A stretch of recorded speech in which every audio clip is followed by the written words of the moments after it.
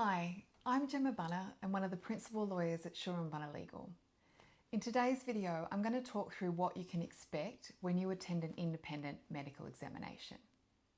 Firstly, what is an independent medical examiner, or what is generally known as an IME? An IME is a medical professional who has not been involved in the treatment of your injury, and their opinion is relied upon by both plaintiff solicitors like myself and also regularly by insurers or defendant solicitors who are responding to a personal injury claim. The IME is generally specialised in a particular area, such as orthopaedics or neurosurgery, and at times they can be trained in particular guidelines that apply to different areas of personal injury law in New South Wales.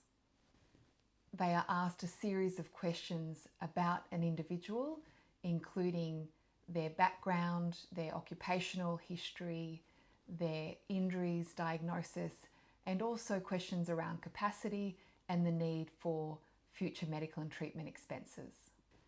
But key to an IME is that they are not there to provide treatment for your injury, but rather provide a report to evaluate the nature of your injury. So what will happen in an IME appointment? Firstly, the doctor will have been provided with a letter setting out the nature of your claim and your injuries, and generally some treating medical reports or scan results that relate to your injury. The IME doctor will likely have a series of questions for you, and they'll want to hear from you how the incident occurred and also the ongoing difficulties that you're experiencing as a result of the injury or illness. They will review the documentation that's been provided to them. They may ask you about the treatment you've had to date and also the ongoing symptoms you're experiencing. This may include a series of questions around how your injuries are affecting your day-to-day activities. Now, if it's a physical injury, there will likely be an examination as part of the IME appointment, and this can involve considering your range of movement, for example, or lifting capacity or grip strength if it was a hand injury, for example. Some things you can do to make the appointment go smoothly is to arrive on time, take the documents or any medical reports and scans that you've been asked to take with you. It helps to answer questions honestly and to be consistent. You don't want to over-exaggerate symptoms or downplay symptoms. Take your time. If you don't understand a question, you should say so.